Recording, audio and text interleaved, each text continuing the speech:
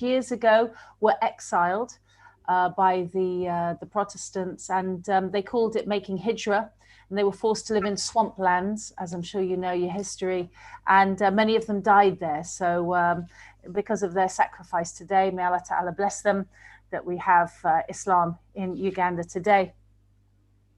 I'd like also to offer a moment of silence for George Floyd and his family.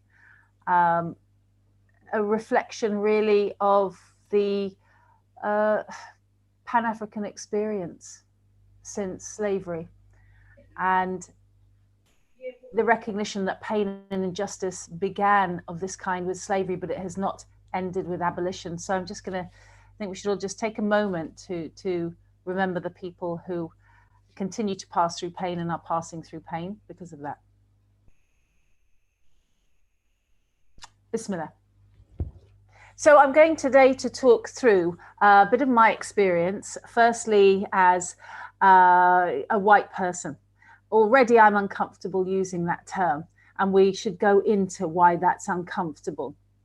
A little bit about my early life, and then really all in reference to my experience as a white person in relation to race, in relation to how I saw it, how I saw myself in relation to other people, and then also ending on a reflection of the state of the Muslim community today, specifically in the United Kingdom, and where we're at in relation to that question.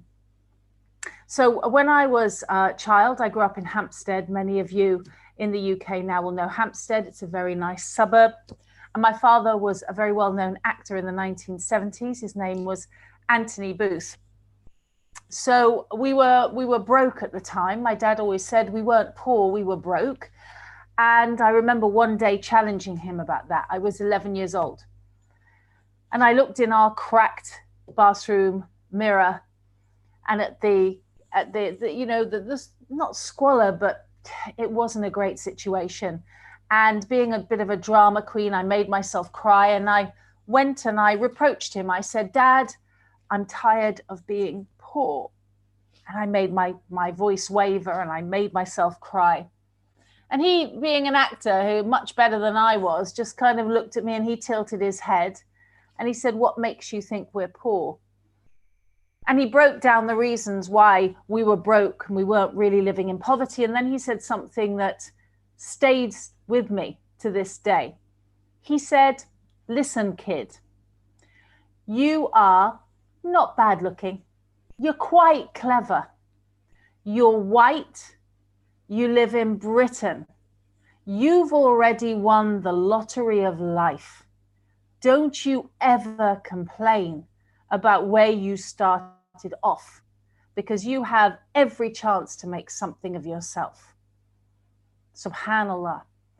That was the epitome, really, a taste of gratitude and an acknowledgement of the way that society worked. Now, I'm hoping if Brother Hamidullah may have a 1 or 2 minute clip that I'd like to offer up as part of our discussion today, of a program that my father did in the late 60s and 70s called Till Death Us Do Part, which really challenged the status quo on race in the United Kingdom at that time. Brother Hamidullah, can we cue that up?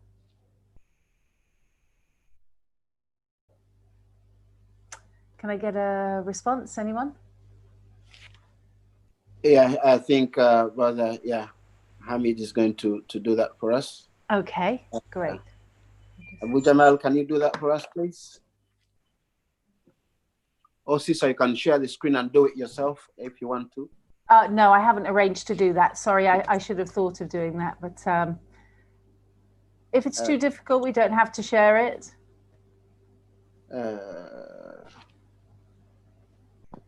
Okay, I can do it. Just give me 1 moment, no problem.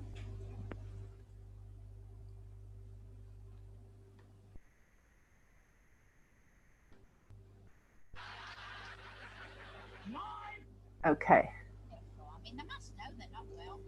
Okay, here we go. So I'm just going to screen share, and we're going to watch a couple of minutes of a show that ran in the 1970s. Let's see if I can screen share. Desktop 1. It has an exclamation mark. I don't know why. Let's see. Oh yeah, I haven't got this shared. Sorry guys. Shall we leave that and move on, Brother Hamid? Yeah, we can. Zaid. Yeah, we can leave it and go on, and we can make you host. We can make you co-host, and you can share it. No problem. We can come back to that later. The point was a simple one. Many BAME families were relieved to see the racist in the series, whose name was Alf Garnett, being mocked. He said terrible things about Black people, about Jews, about everybody of color at that time, but really specifically about Asian people and Black people. But did the sitcom work? Did allowing millions of households to hear that mockery actually change society? Because sometimes we want to rely on comedy to make us really evaluate our thoughts. Does satire actually change society? Well, from my dad's closeness to the discussion in the 1970s about race, I can say categorically at that time it did not. Unfortunately, what happened was that good old Alf, the racist, became an icon in British society. Gore, you told those foreigners, didn't you, Alf? The actor would have shouted to him in the road, much to the horror of the people who wrote the series. In the meantime, I had a liberal family life with my dad's house, my grandparents' house. They were in their 50s and 60s when I was a teenager. And my grandmother was a member of the National Front. Now, the reason that I'm going into this background, brothers and sisters, is because it's relevant to when we hear white people say, I never knew, or we don't discuss race in my house. Honestly, we have no opinion on race in my house. I can tell you that's a lie. Everybody, every family discusses race. The only question is to what degree it's linked to superiority. That's the only issue. In my experience with everybody that I've met, it is discussed, and everybody has some kind of awareness, ignorance, prejudice, preference, and opinion. So you don't ever have to think when somebody says, I've never thought about it, that is true. My grandmother used to say, send them back, they don't belong here. And yet my two best friends, Angie and Tara, were of Afro-Caribbean and Irish descent. She loved them like grandchildren. She'd ruffle their hair and they'd come and stay weekends. And when I said to her, but you don't like Black people, she said, but they're different. They're like us. When I was 18, I started to go out with a young man called Robert. His family was originally from the Caribbean. My grandmother asked to meet him. I was pleased when she opened the posh front room, the front room that we kids were never allowed to go in. I don't know if that was something you ever had, but there's a room where the grandmother never lets anybody go in. It's like waiting for the Queen to come. We'd never had anybody else shown into this room and given the best china. But Robert, my boyfriend, when he came round, my nan put on a very strange voice. Hello, how are you? Much posher than usual. And she took out the good china. She gave us cups of tea. And I thought, this is actually going quite well. This is not going to be a disaster. And then she turned to Robert and said, Robert, what tribe are you from? There was a moment's silence, and then Robert said, well, my family's been in Battersea for around 50 years, so I guess you'd say the South London tribe, Mrs. R. I wanted to strangle my grandmother. I could barely restrain my anger. I could feel Robert's hand on my back telling me, leave it. When we left, I said to him, why didn't we say something? Why didn't you let me say something? That was an appalling thing to say, to presume that you're this, to presume. And he said, didn't she give me the good china cups? Didn't she show me into the posh front room? She did her best. Now, that was my first experience of what it means to have to let things go. My privilege meant that I could tackle things head on, not just with my family, but later on at work, in the office, with society as a whole. His color meant he had to put up with what little had been given and the insults, because she did then go on to talk about Haiti and voodoo and some totally bonkers stuff, which he had to sit and he dealt with so politely. It wasn't the first time I would see a person of color swallowing down what must have been a really uncomfortable experience. Age 17, I was studying for my A-levels. And one evening I was driving home to my grandmother's and I was extremely inebriated. And a policeman tried to flag me down in Hendon and I almost ran him over because I just didn't notice him. The siren went on behind me and I was pulled over by two policemen. They got out of their car and they said, "What do you think you're doing? Did you see that policeman?" I said, "Honestly, no." "What policeman?" They said, "The one that had to dive out of the road because you almost ran him over." What did I do? I got out the car and I burst into tears. Part genuine, I didn't want to lose my license, but mostly a little bit of acting, if I'm honest. I've got my exams tomorrow and I'm really nervous. And this is my grandfather's car. And if you take it from me, do you know what happened next? I got a 2-car convoy to my grandparents' house, lights flashing, an escort by the police that I'd almost run over. Not long after that, I moved in with my boyfriend, and sometimes he'd borrow my car, and every single day he would come back with a story of being pulled over by the police. "Why are you in that nice car? Whose car is it really?" One day in Camden Town, he even had my car driven into by the police. I said, "Well, we're going to make a complaint." He said, "They told me not to. We won't be making a complaint." Again, I felt the anger because I could challenge things straight on. You go to the police station, you demand an explanation. It's my property. I didn't notice how he was dealing things, really. Did I maybe think he was a little bit cowardly? I mean, not standing up for himself? Why wouldn't you go to the police and challenge them? I gave him a bit of a hard time. It's my car that's got damaged. And you won't go to the police station? I had no understanding. I still didn't get it.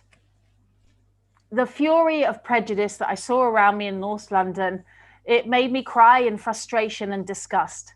I railed against my grandparents and I went on anti-racism marches, but I still accepted the premise of Britain and America and Europe being meritocracies. Meaning, of course, if you work hard enough, it doesn't matter what your background is, you can be like us. You can win in life like us, being the standard, being the Eurocentric world view, being like white, like me.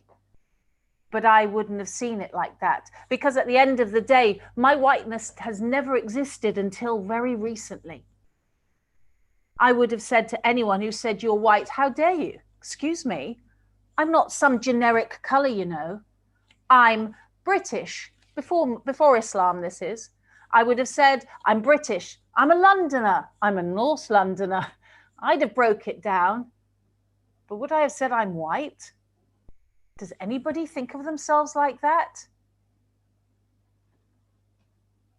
I faced some sexism as I grew into a young woman. As my dad had said, I was quite good looking and quite clever. When you're 6 foot slim and blonde, the white machinery smiles upon you. So there is a level of sexism that you can actually make work for you. Didn't I flirt my way into certain jobs? Didn't I notice that editors kind of went, oh, what do you want us to do for you?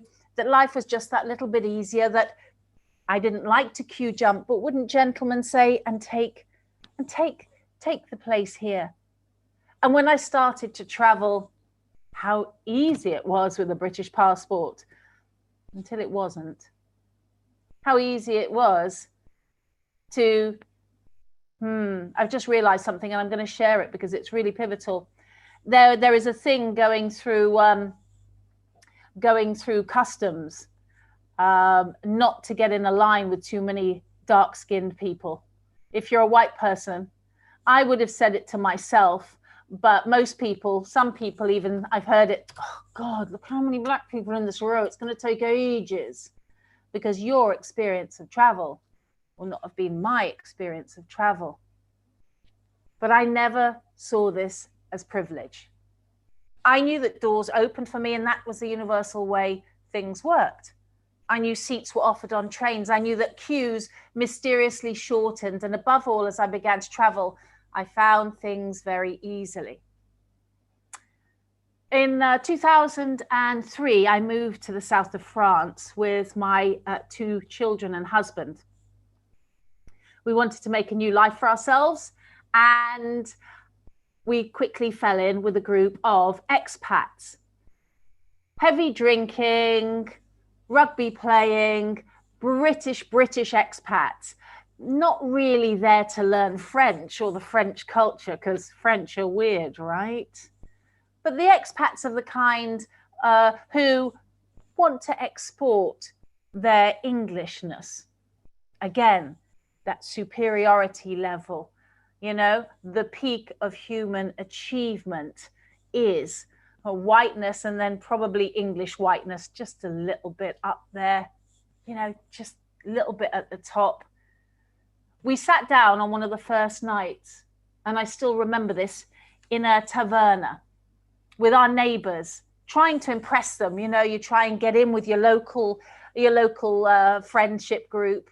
And I remember Bob and Jackie explaining why they'd left London. God, it's been taken over by foreigners. You wouldn't want to live there now. You barely see a white face in Southall. I began to feel uncomfortable. And then their golfing buddy said this. Yeah, but your black people can't help it, can they? They are born with the impulse to rape women and steal.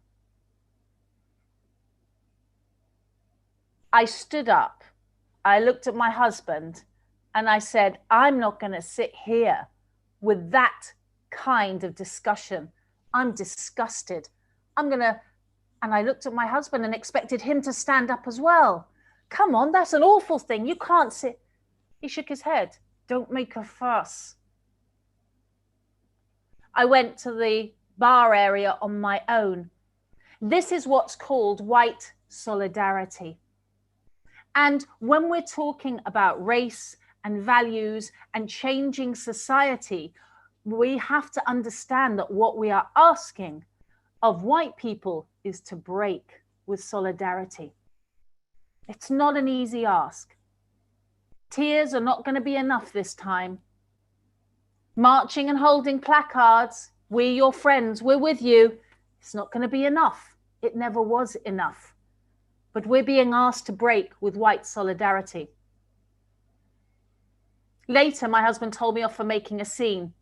Now, Robin DiAngelo, who has written about white solidarity, has emphasized the importance of white people seeing ourselves in racial terms and acknowledging how our race has granted us power and privilege. DiAngelo maintains whiteness stays centered in being unnamed and unmarked. And to decenter it, you have to expose it. Meaning, you have to reveal it. You have to call it out. I'd broken an unseen golden rule. I'd called out white solidarity. I had broken with it. And the neighbors never forgave me. And honestly, I think it It was the starting point of the break in the marriage. So as I was having this awakening of I didn't want to be an expat, a little bit uncomfortable with what they're saying, I moved into recognizing the pain of the Palestinian struggle.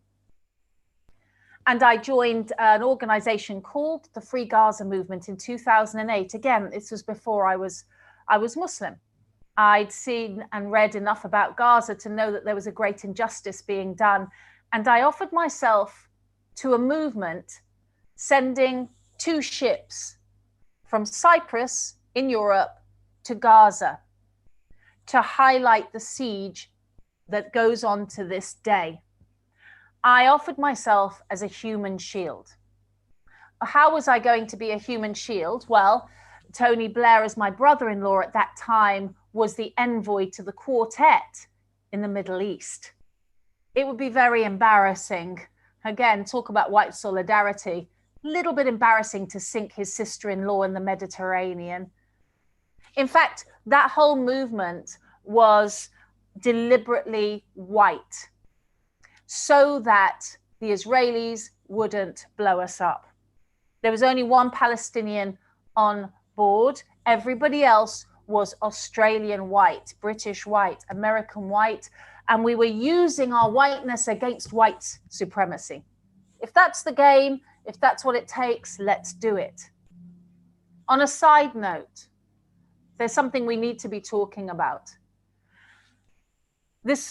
A report 2 years ago revealed that African women immigrating to Israel were subjected to mandatory contraceptive injections, effectively amounting to forced but temporary sterilization.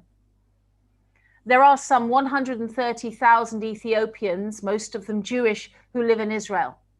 The community experiences higher poverty and unemployment rates than the rest of the country's Jewish population. In the past decade, the birth rate among Ethiopian Israelis has declined by at least 20%. Advocacy groups now claim this decline is the result of a birth control regimen forced upon Ethiopian immigrant women.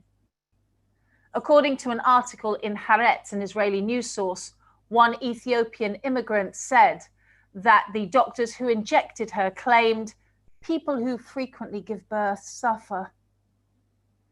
While it's possible but unlikely that doctors genuinely had the woman's health in mind when they forcibly injected her with contraceptives, is that an excuse for depriving women of their reproductive choices? Israel has acknowledged the issue without admitting any wrongdoing, which in itself is a rather interesting and convoluted mind process, cognitive dissonance. We're not racist, but. By the way, on another side note, Prime Minister Benjamin Netanyahu has said in a public speech that the arrival of non-Jewish African refugees is much worse for Israel than severe attacks by Sinai terrorists. Yes, Black people, by dint of their skin color, are terrorists in Israel. We can look now as well at the propensity that I've had to fight in myself to use tears. Not deliberately. At the end of the day, since being a Muslim, I'm a Scouse Muslim. Maybe you don't know, but Liverpudlians, from where my dad comes from, have very soft hearts. My dad used to sit and watch Little House on the Prairie and he would cry, "Oh my God, Pa." And as a Muslim, we have soft hearts, so we cry. And I'm in the menopause, so I cry. 3 very good reasons, but white woman's tears are very potent. White women's tears are very potent. And we don't have the right to use them against causes or to avoid our own discomfort. I have to ask myself why I'm crying and what use it is now, particularly in the light of George Floyd. I just wanted to curl up in a ball and cry. I can't deal with slavery in any realistic form. But what use are my tears when I've had privilege? What good do they do to anybody except myself? White women's tears are very powerful. As Christian, a 57-year-old Harvard-educated science editor, found out when he was bird watching in a wooded area of Central Park in New York. He encountered a woman whose dog was running loose. He said, "Excuse me, Mom, but dogs in the ramble, the area, have to be on a leash at all times." And she said, "The dog's runs are closed." And he asked the woman, Amy Cooper, not to come close to him. And he started filming her. And he said, "It's interesting. I wasn't filming her because of a race thing. It's because I'm a birder. I'm interested in bird watching, and she's got a dog. She's a dog person." So what was actually happening at that moment in his mind was a conflict of animal life interests. But no, not for Amy Cooper. She was being aggressed by a black man, or was she? Did she really believe that? She called the New York police and said, "I'm going to tell them there's an African-American man threatening my life." She knew the power those words would have, and that's exactly what she did. Christian, the man, has told an interviewer she basically pulled the pin on the race grenade and tried to lob it at me. Had he not had the interaction recorded, would he even have lived to tell the tale? White tears have power. I learned to turn them off in refugee camps, though. When I started to go to Gaza and the West Bank, a friend who was a former soldier told me, "Don't you take your tears there and make it worse for them." I cry because I care, I say, but caring is not enough. White Fragility author and anti-racist educator Robin DiAngelo describes a training within a company she gave. A black woman had shared her experiences of prejudice, perhaps for the first time. A white woman in the room started to cry, and when she was asked what the matter was by members of the group, she said, "I'm being made to feel that I'm racist and I don't like it." The men in the room flocked to her side. "You poor thing. Oh, don't cry. That's awful." And the black woman was left alone. Nobody comforting her for a lifetime of prejudice that she'd experienced. That's what happens when you call out the status quo. That was why my boyfriend wouldn't go to the police when they crashed into our car. That was why my boyfriend wouldn't pull my grandmother up when she talked about tribalism and voodoo. The work is uncomfortable for white people, and we need to acknowledge that in order to challenge it. My husband right now, he's Caribbean. He's an activist who's done his research on racism, institutionalized and internalized. He's called me out on several behaviors that I thought were okay, and I'm learning about the difference between intention and impact. Things that I say, "I didn't intend that to be insulted." He will say, "But the impact on the hearer is what's important, not what you intend." These are the languages and the lessons that we need to be pushing forward. Crying is not good enough, and charity is not an end goal. I don't know how much time I have left, and I don't want to take all of your group's time. I feel that I should move just briefly, at least, onto the Muslim experience. Okay. Any feedback? Should I stop now and take questions? What would you like me to do? Can I finish up on the Muslim community? Yes, please. Okay. 2 years ago, I went to the British Muslim Heritage Centre. I'm calling the Institute out by name. The British Muslim Heritage Centre in Manchester with a friend of mine of Caribbean heritage. There was in the room a series of Asian brothers and some Saudi guests.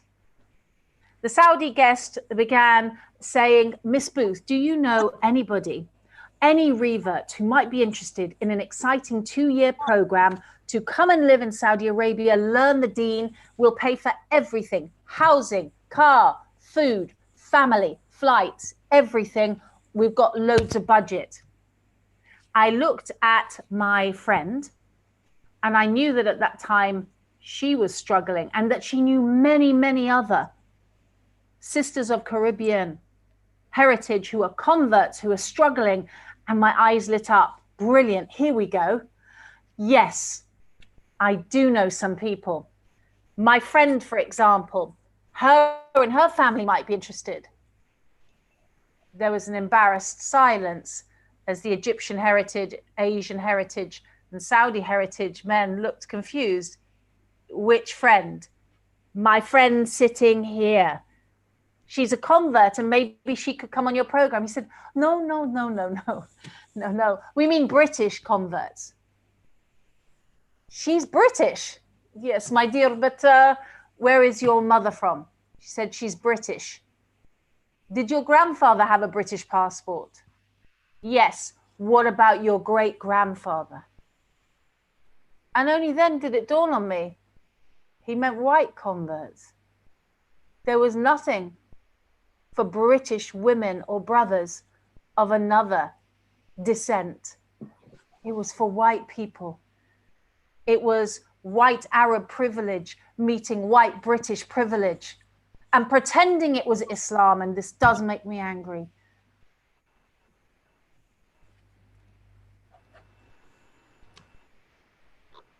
So what I will say to the Muslim community is this. When we speak to Black people about race, don't let us dare use the Prophet's last sermon anymore as a panacea for inaction. Do we really think that Africans across that part of the world who have studied their deen, inherited their deen, 1,000 years of deen there, don't know the Prophet's last sermon? How patronizing is that? And if any of us here, our dear beloved Bilal radiallahu anhu, used an example to prove that we're not racist, it's a panacea. We are discrediting the name of Muhammad sallallahu alaihi wasallam. We are discrediting the memory of not just Bilal, but Abu Dar and Sumayya.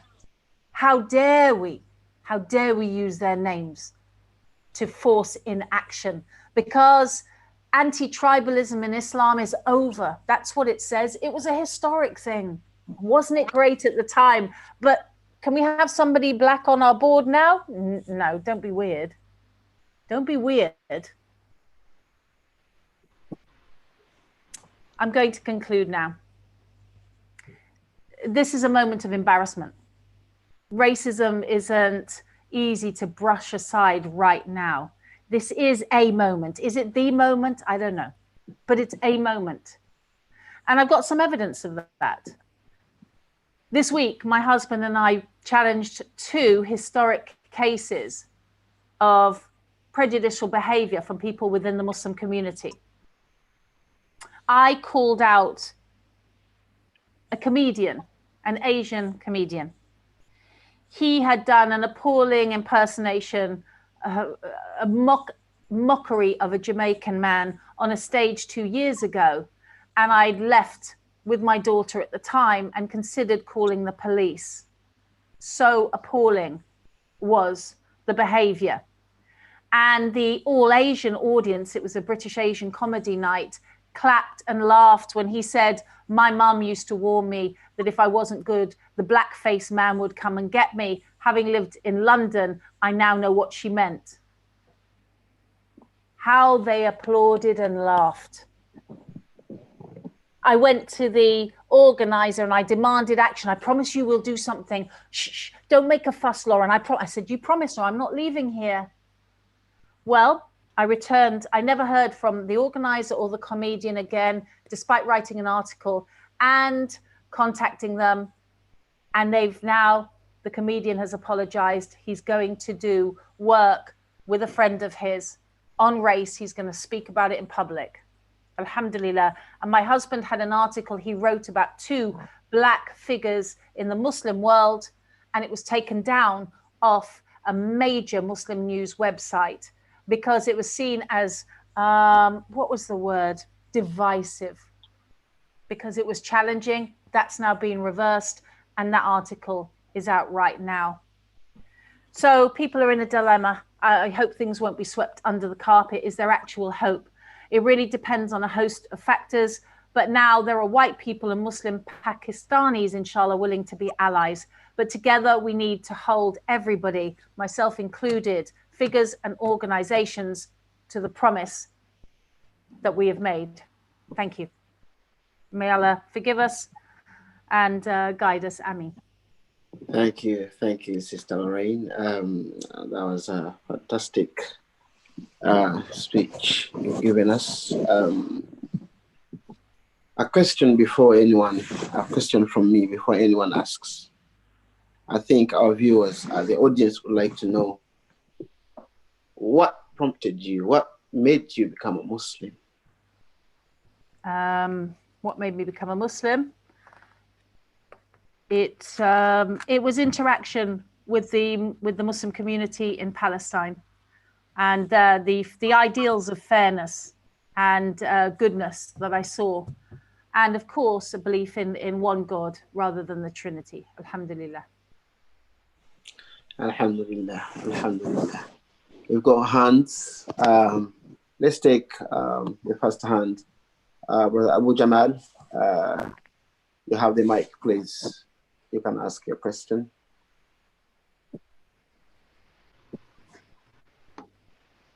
Assalamu alaikum. Wa alaikum salam. Sister, this is Hamidullah. You've been communicating with. I'm sorry that it didn't come out as we had organized. I was somewhat busy and I was not 100% optimized, but so we couldn't show the clips. But alhamdulillah, jazakallah khaira, we are very grateful for your input, and we hope that you continue working with us in one way or another. We have a lot of plans, inshallah, to build the Muslim Ummah. And I think from what we can see, your understanding of things is our understanding of things, alhamdulillah. We kind of aware of your project, and would like you to tell us about your projects. What else you do? Do you have any books? Do you have any other? Yeah. Please. Thank you very much. That's a very kind question. I wrote a book about my experience as a spiritual being from Christianity to Islam and to living as a Muslim. It's called Finding Peace in the Holy Land. You can get it Kindle version now, but if you'd like to buy, they're only available via myself at the moment. We're putting them on Amazon Marketplace soon. But if you would like to arrange a visit or a talk or to get a copy, then you need to contact me. I will give my email address. I'll actually give a website address as well, and you can find out more there. That was turned into a play, and a one-woman play which I wrote with Mohammed Sese, and we performed that 30 times at the world's largest arts festival in 2019. It's called Accidentally Muslim. It's a one-woman show. I play 19 characters.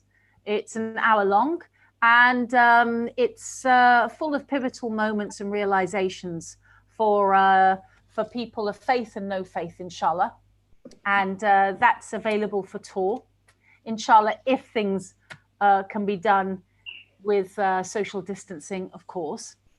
although a lot of it's online, so that's available as well. And I currently produce a show called Tayyib Way, Tayyib Way, Tayyib Way, for Salam Initiative on YouTube. And it's about how to be more environmentally aware of our Islamic duties and to live a better ethical life, inshallah. And that can be found on YouTube. Jazakallah khaira for that. We're going to be sharing these links on our channels. We have a couple of channels. What we see here on this conference is not all that is happening. We have YouTube, we have Facebook, and we are moving bit by bit. We need everyone on board. And inshallah, we're going to be sharing a lot of content throughout our channels, inshallah. Jazakallah khaira. Inshallah. Thank you again. I'm going to be available. I'll stay on board for another 10 minutes for Q&A. And I can also type some contact details into the chat if anybody would like to find them there, inshallah. Inshallah. We have another hand, Sister Lorraine. Prince, yes, Brother Jafar, you have the mic, please. You can ask your question.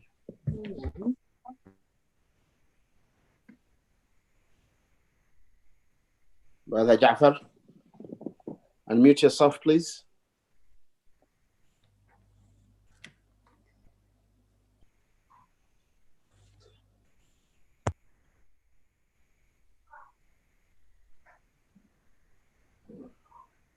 Maybe it's a mistake. Hello, assalamu alaikum. Assalamu alaikum. Who am I speaking to? Are you talking to Prince here, Central London? Assalamu alaikum. Alaikum salam to Allah barakat. Thank you so much for this sharing us with all experience you had in your life. So basically, my question is, since you became a Muslim, what changes have you seen in your life and your families and friends? You still have your friends since becoming a Muslim. What challenges when you came up and say, I'm a Muslim now? How did you discover the Islam? So what I'm going to do, brother, is as we're talking about white privilege today, I'm going to, if you don't mind, focus a little bit on privilege and the experience of losing that to a degree. What I've noticed from that side is that my daughters really struggled with the Asian community as young women because, unfortunately, even in Muslim schools, there is an understanding that Asian Islam is the real Islam and everybody else is just tinkering around the edges. And they faced a lot of prejudice. They were sidelined and ignored. And eventually, my youngest daughter refused to go anymore to the Islamic school. My eldest daughter said that she noticed that the behavior of non-Muslims in the school she went to was actually better towards her in many ways than the Muslim community. And that's really, really sad. And we can see what a drain that would be on, and you know, again, still from a position of white privilege, while the adults lauded us and applauded us and, you know, made us into icons, I would be noticing my Caribbean sisters and Hindu sisters who came to Islam as well, people of color, being completely ignored, not having access to support, not their stories are not interesting, and really, really struggling because the mainstream, they don't want to go to the mainstream. They are Muslims. They deserve our help and support, and really facing catastrophic prejudice. I heard it described by Boona Muhammad. His experience in America was with his children. He and his wife had to discuss, do we want our kids to face a prejudice from Muslims in a Muslim school or from white people in a mainstream school? And the considerations were to do with, well, if they see Muslims behaving badly, it's actually going to negatively impact their deen. Whereas if it's white people in the mainstream, then they've still got their deen. And that is a really sad reality. I think I've seen a great deal of beauty subhanallah, and you know, people trying to get close to Allah Ta'ala. And I have a newfound respect for different ways of life. Freer from an inherent sense of superiority myself. And I think really, perhaps for any soul, it's the humbling of the nafs, the humbling of the ego, that's the most important journey that we go on. How could we change that? How can we change that behavior? As you see that you go to, you find that most of us will become more racist to Muslim to other Muslims when they go, like you take your kids to Muslim schools, and you find that the Muslim themselves, the way they behave towards other Muslim, how can we change that? That we can learn our deen, not look into people's color or things that the Islamic is one culture, maybe Bangladesh or Pakistan. How can we change that as a community in UK? So I think I would cordially suggest for your consideration that your organizations approach all the Muslim schools and the main Muslim organizations and demand to be heard. We have issues, we'd like to be heard. And seminars are not enough. Like I say, people are very embarrassed now about being called racist. Before, it would be seen if a black person had a complaint, oh, they're playing the race card, and it can be, oh, you know, they're being a bit noisy, oh, it's a bit aggressive. But now, if you know, real complaints are being listened to, and I'm not saying there weren't real complaints before, go and make them. What is your diversity program? What is your project for advancing Black voices in your organization? How will you guarantee that my child will not face prejudice? Can I get that in writing? But it has to be done at organization level. Individuals can do it, but no. And seminars are not enough. Offering a seminar on Bilal, just say that's insulting. That is insulting. Thank you so much, sister. So we're gonna work hard to make sure that we teach our kids, because we have challenges, our kids as well. Once they go to those, even though if they go to the mosques, you're gonna find those racism, the way they see in the mosque, because they see you as not a part of them, because they bring culture into the way they see it. They just take into their culture. But how are we gonna do it as a Ugandan community to our kids that not have that that behavior whenever they go to such a mosque and there's schools and seminars, and you see that you look at you as a different person? So how are we going to do as a Ugandan community? What advice would you give us? Again, what's been shown to work is be organized and be vocal and be noisy and be willing to call people out. If you can't get the meetings, I know what's happened, and people are tired. And I say this with respect. I can say this with energy because it's not something I've dealt with day in, day out. So I know I come across as belligerent. It's easy, just go in and do this. That's my experience. All right. You may go to people in your community and they're like, I'm tired. I tried with that school over 10 years. Will you leave me alone? I don't know how to overcome that exhaustion. I can only understand it from a distance. But if you're not exhausted, for those who feel energized in this moment, organize, call it out, demand recognition. Thank you, sister. It's a shame what your daughters had to go through, the Muslim schools, subhanallah. But we know they have a strong mother that can always advise them accordingly. Bless you, please. Thank you so much. But let's just recognize that they've had a great deal of privilege as well. So it's not a comparative thing. At the end of the day, you know, we've also been lionized and applauded in a way that other people haven't. And we recognize that as well. Okay, so we have another hand. Sheikh Qasim. Just a quick interjection, Brother Zaid. Yes. members, if you raise up your hand, please ask one question. The presenter has probably 5-10 minutes before she leaves, and everybody needs to be heard. Can you please just ask one question and then, give other members a chance to ask?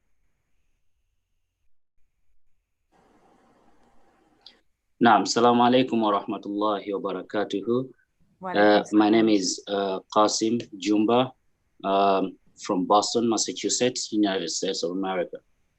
Thank you for the wonderful presentation, and thank you for making that decision. Now my question is, what are the challenges that you faced when learning on how to practice Islam, like the prayer and the wordings, the pronunciations? And part B of the same questions, do you really try to encourage your friends or make them love the same religion that you chose? Thank you. Thank you, Brother Qasim. I'm happy to answer these questions on another group at another time. What we're really focusing on today is the experience of prejudice within and external to our community. So I don't want to necessarily focus on myself at this time, but I'm more than happy to talk about that another time if you're good enough to invite me, inshallah. Inshallah. You'll be invited, sister. Definitely, you'll be invited again, inshallah. Let's have another hand then. Brother Khan. Brother Fazil. Assalamu alaikum. Okay. Brother Khan. Yes, hi, assalamu alaikum, it's Sister Khan, sorry. Sister Khan, thank you. Assalamu alaikum, sister. Absolutely. Walaikum salam. Thank you for what you just actually spoken about. It actually touches quite deep down because I'm from up north and I know what racism is and I know what white privilege can do. I'm going to make it very quick because I know you've got a lot of people waiting for you. My only question is that white privilege is also, please don't take this offensive, but reverts and converts are actually put on another pedestal when it comes to reverts. If they're white privilege reverts, I've noticed they've also get a higher. Do you understand what I'm trying to say? I don't want to offend anyone, but they're more seen and then more highlighted. Now I see that also as a white privilege within Islam and Muslims. And so how do we get? I'm trying myself anyway. I've been talking to my community, but how? I know it has to be Islam. We have to teach ourselves through Islam to eradicate this kind of mentality. But do you see what I'm trying to say? Is that it exists even with reverts as well? Sister, I thank you so much. I completely and totally acknowledge what you're saying. And it's not for me to acknowledge, it is for friends who have told me their experiences of that. It would be ridiculous to sit here and say that is not the case. Again, also, I've noticed that convert groups get funding when they're led by white converts, as if there's, again, it's like there's levels of Britishness. Yeah. Yes. Because on the one hand, I would tend to say, well, look, we're British, we know how to run things, but are we more British than the British people of Caribbean heritage? They don't know how things work here. I don't think that's not an excuse, and yet somehow pivotal in the mind. So handing over authority, this is the work that's going to be uncomfortable, because to bring people forward, somebody has to concede and step back. But keep calling it, keep demanding a voice to be heard, a group to be created, certain specific issues to be related, and again, not just Bilal, real issues right here and right now to be heard. So I acknowledge that completely. And thank you, sister. Jazakallah khair. Take care of yourself, darling. Take care, Habib. Alhamdulillah. I think Brother Fazil has his hands up. Brother Fazil, Assalamu alaikum. Can you unmute yourself? Can't unmute yourself. Okay. Who's Brother Organizer? Can we hear from Fazil?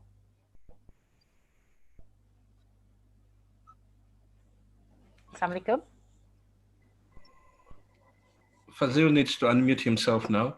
Oh, you can unmute yourself now, Fazil. There we go. Assalamu alaikum. Walaikum salam, nephew. How you doing? Okay, how are you, Auntie? All right, darling. All right. Right. So my question is, as a white woman, do you feel as if though becoming a Muslim, your white privilege has lessened through your experience? Within Britain in general, do you think you've been looked down upon any more, any less, as because now you wear a headscarf, for example? Yeah, that's a brilliant question.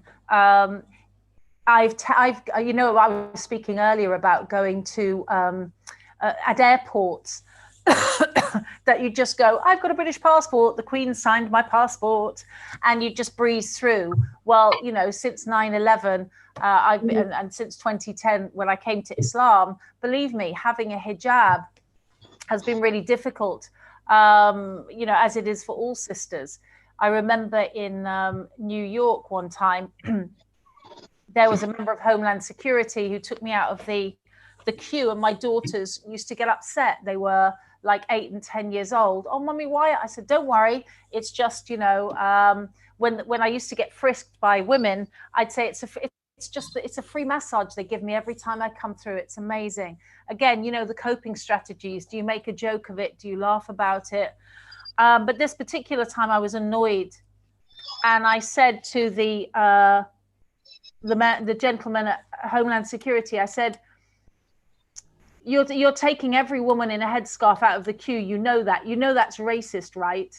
And he was Afro-American, and he said, are you calling me a racist? I said, well, you've got prejudice.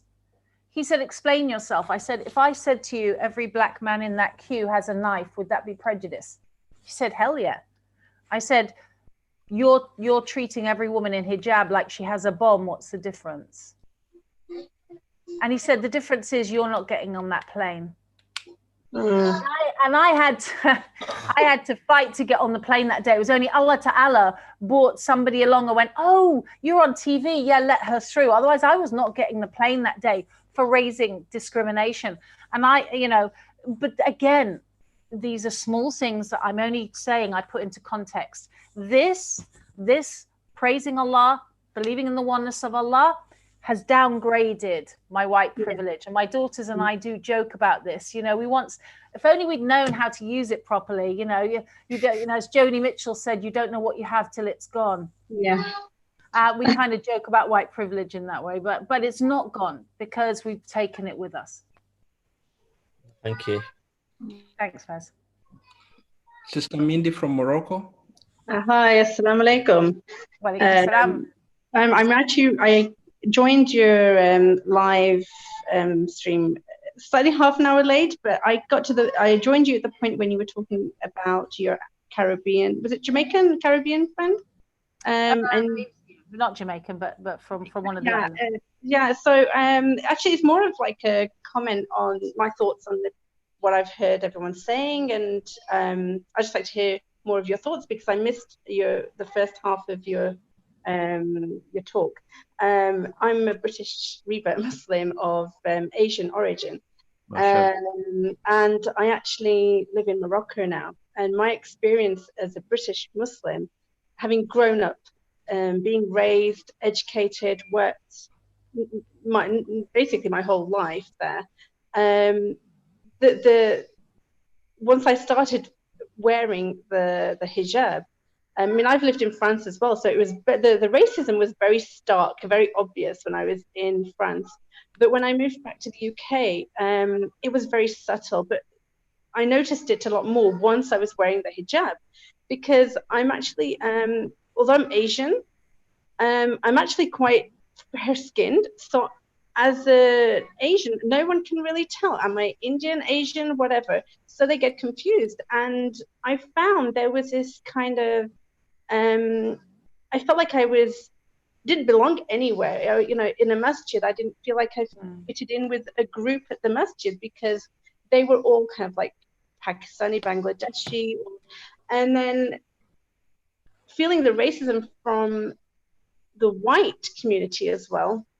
You know, getting comments like, oh, your English is very good. Where are you from? And it's so patronizing that people would say that and not realize that the Asian community has been there for so many years, and that they have had children growing up there. And, you know, the whole situation is so absurd. And now we've reached this point where, you know, we're having to call it out even more. And I'm really grateful for everything you've said, because there was a comment about how a white revert, a Muslim, would get more attention, more highlight and opportunities to present Islam, as opposed to an ethnic minority, person of color, revert Muslim.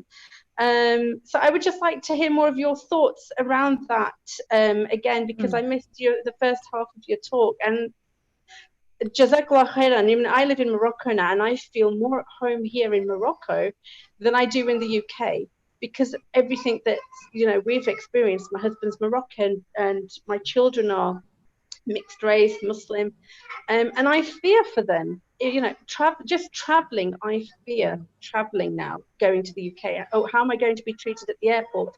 Are we going to get stopped and searched? And, you know, are we going to, if you understand what I'm saying? So I'd just like to hear more of your thoughts again from what you've said previously before I joined, and on everything.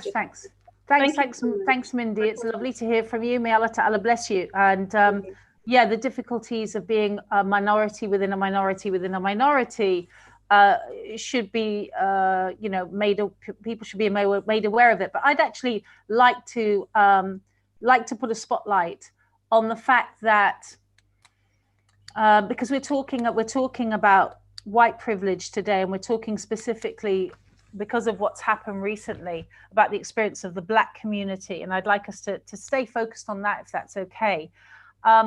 What I noticed coming to Islam was and entering the British Muslim community is that there is a hierarchy there, and it's Asian Muslims, white Muslims, everybody else. And I think that's, you know, that then racism gets blamed on colonialism, and colonialism is a great excuse for our Asian brothers and sisters. And I'm going to ask you a question, actually, Brother Fazil, because I think it'd be really good to get your perspective on this. We can blame, you know, our Pakistani brothers and sisters say, well, it's the colonialists' fault if we're racist, and we're not racist because we're not white. And that allows an implementation of racism at systemic levels in all our organizations.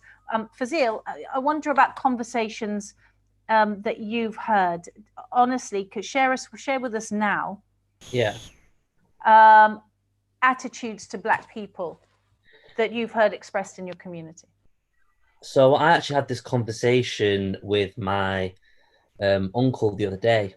So the protests were going, we were watching the protests on the news, and my uncle quite ignorantly said, I just don't understand. It's just one person in America. This whole hoo-ha's happening over. And I looked at him. He's Pakistani, from Pakistan. Came to England, and I said to him, well, are you not recognizing that it's a bit more than just one person in America that this is all about? And I spoke to him about the fact that I said, are you not also realizing that this may also affect you as a minority, that this whole movement, it's about Black Lives Matter, but at the same time, are you not able to, at any level, able to sympathize or understand what this movement is about, being a person of color yourself? And he kind of essentially said, well, it seems like it's all good, all well and good that everyone's talking about the Black Lives Matter movement, but what about the people in Palestine? What about these other things that are happening in the world? And I kind of said, well, you can't make those two comparisons. It's two completely different things to talk about. And I said, have you ever noticed how you speak about Black people? And he said, what do you mean? So we've recently bought a house in London, and it's in a very multicultural area. Our neighbours are Black, and you will know that within the Asian community, we call white people Gore and black people Gala, which is broken down to this idea of literally the names of what the color is, black and white. But the way that people then within the Asian community, I've noticed, speak about, especially the black people within our community, is actually it's disgusting. It's come to the point now where, so for example, my uncle didn't seem too keen on the area. He said, "Oh, there's a lot of Gali here," and I said, "Right, and what's your point?" And there was no point. It was just a thing that he's conjured up in his head, that where there's black people, there's going to be more problems. It's going to be rougher. It's going to be this. It's going to be that. There's going to be issues there. And then I said to him, "Have you ever thought about that being racist?" And he said, "Well, I'm not a racist." No. I said, "Well, how? How is that not racist?" He said, "Because," he goes, "I have people of different faiths. He owns a shop in Manchester. He says, I have people of different faiths that come to my shop. There's these black ladies that come from the local church, and we have conversations about our religion and on one-to-one basis. I'm not," but I said, "But on a generalized view of life, do you not feel as if what you are saying is prejudice, racist, and you essentially look at black people lower by using words such as Gala and saying," and it's never in a positive way. It's always, "Oh, look, there's all these Gala here. Oh, look," do you know what I mean? So it's always in a sense of that superiority thing. So what I was trying to get him to understand was this idea that, yes, it's not always, it's a case of us as Muslims understanding that we are effectively all the same. And yes, on the level of Islam, you might not think that you're a racist, because if you're a Muslim regardless of your color. But on a cultural level, from where you're from, Brother Fazil, can you just wind up? Yes, sorry. On a cultural level, from where you're from, it seems as if though there is definitely some level of I'm better than you, or you are less than me, or you are a certain type of person because of the color of your skin. Thanks, Fazil. That's really honest, and I appreciate that. I guess the question for yourself and your family, who are very, hooked into that community and popular and connected, is what's the next steps to actually challenge it? I mean, breaking with, I said I had to break with white solidarity in the Muslim community to break with Asian solidarity. To actually open these conversations isn't easy. But, to challenge places like the British Muslim Heritage Centre to really make those changes, and all of our organisations to avoid systemic continuation of prejudice, that's going to be for your generation, and you're going to have to push for it, inshallah. Sister, we have one more question from Sister Sarah. We'll give you one more question, I think. Okay. Sister Sarah, unmute yourself, please. Assalamu alaikum. Walaikum salam wa rahmatullahi wa barakatuh. Sister, what I wanted to address was, I think what's really hit me, first of all, I'm Black and I'm Muslim, but I feel like by being Muslim and Black, it's like double trouble, if anybody understands what I mean. But I think what I've understood since this whole George Floyd issue going on is how much lack of awareness is there among Muslims themselves, and how much we Black people are also not aware of how much we need to voice what struggles we go through. For example, I'm in Manchester, and my daughter goes to a predominantly Asian Muslim school, and even just going to pick her up, you feel the parents like seclude themselves, and these are Muslims, and they have like different circles whereby you feel you're out of place. And another issue is I have a friend who, one of my husband's friends, recently went to ask for a hand in marriage to a Somali family. But the mother was appalled, because what she goes to her daughter is, "Oh, he's too Black for you," because she feels he is too black for her daughter. And I've had different conversations with different individuals since the George Floyd thing, and people are like, okay, but there's justice now. Why are people still talking? But people don't understand the struggle that is still there, to the point that you're going to the shops and the way people look at you. Let me say you're in Asda, you're shopping, but the way people look at you, or you're at the till, you're paying because I'm wearing a niqab, how they have to accentuate everything they're saying as if I do not understand English. And it's on such a high level. So what my question is, how are we going to bring this kind of awareness out there for people to understand that this movement has brought us issues that are far deeper than just the death of one black man? There's so many struggles we go through every day, and they make you feel small. And then your child asks you a question and your heart breaks because you do not know how to address this kind of questions with your child. So I've got to thank you, sister. I've got a question for you. Yeah. What do you think the response would be if you went to the head of the Muslim school and said, I'm concerned that outside this school, no one is mixing with myself or other black sisters. I'm afraid that my daughter may be struggling with prejudice in a majority Asian school. And I really want us to have a discussion about this and take some steps forward. Do you feel too exhausted to do that? Do you feel like, or do you feel empowered right now? Do you feel able to do it? Do you have an expectation of action if you do that? To be honest with you, I never felt I could address it because I felt they would just be like, oh, there they go again, bringing up their privilege. Do you understand where I'm coming from? So I never, yes, so I never felt I was able to go and raise that. What I was playing on my cards, I was thinking maybe I should move her to maybe another school that is necessarily not Muslim, maybe that has more people of her race, so she feels more confident in her race and who she is.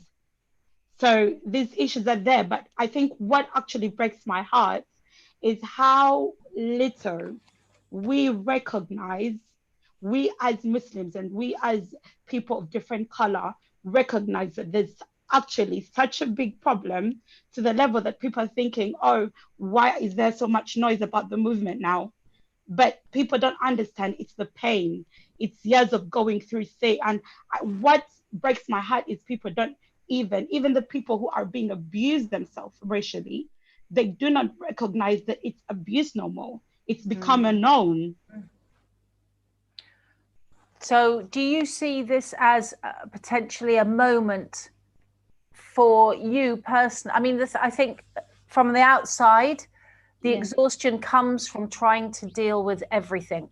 You know, is that, you know, you're pounded by everything and personal experience. Yeah. Yeah? Yeah. The concern for your daughter, though, I personally, and again, I'm not in your shoes. Again, I haven't had to deal with what you're dealing with. Use this moment. The school may now be ready to review its behavior. Yeah.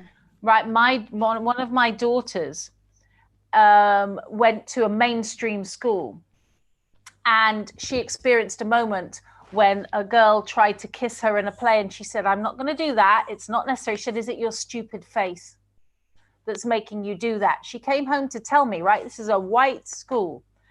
And I went, oh, hell no, right? I took it up with the headmistress. Do you know what they did? They almost shut the school. The inquiry was so massive, right? But in a Muslim school, it gets brushed under the carpet. And, you know, I didn't have to push. The doors were open. They were ready. They were ready for that Muslim voice. So there's two things going on here. One, you know, is the fact that probably I'm a journalist. Number two is the fact that they were ready to hear from a white kid in a headscarf, bit weird, but Muslim, got to be more sensitive. I'm hoping that this may be a moment when a sensitivity comes into Islamic schools, like, don't let's brush this under the table. Don't let's make these all Asian schools. instead of Muslim schools? Because honestly, some of the schools should just call themselves the Asian school with a bit of Islam thrown in, rather than an Islamic school or an Arab school. What do you think, sister? Sister, I think has gone off. Okay. Barakallahu fikum for the time. I think we've run short of time. We've gone into the next presenter's time. Okay, I'm so sorry. Yeah, no, you don't have to apologize because we're enjoying it. We feel privileged. We feel happy that we've managed to host you. You accepted our invitation on behalf of Ummah Connect, Soul Cocktail, and Thuraya Media. Would like to invite you again, and then, you know, give you probably a longer session than this, because I think most of us want to listen to you. Brother Zaid, please help. Yes, Sister Lorraine, it has been a wonderful presentation from you. Jazakallah khairan. May Allah subhanahu wa ta'ala increase his blessings and provisions upon you and your family. Ameen. And everyone around you, and elevate your status in the hereafter. We are so privileged to have you, sister, so privileged. I think in advance, I'll ask you in advance that you will be to accept our invitation in a few weeks to come, because everyone would love to hear more from you, inshallah. Who would like to give us your last remarks as we go into another session, inshallah? So don't lose hope. There is a change in the air.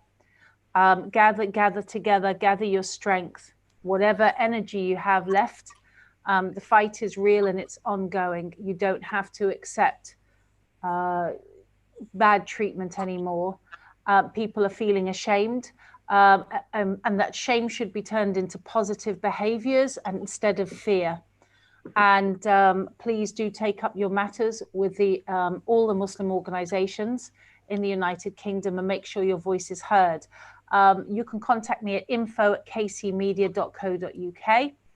And if this is recorded, please do send it to me. I'd like a copy of it to share across my channels.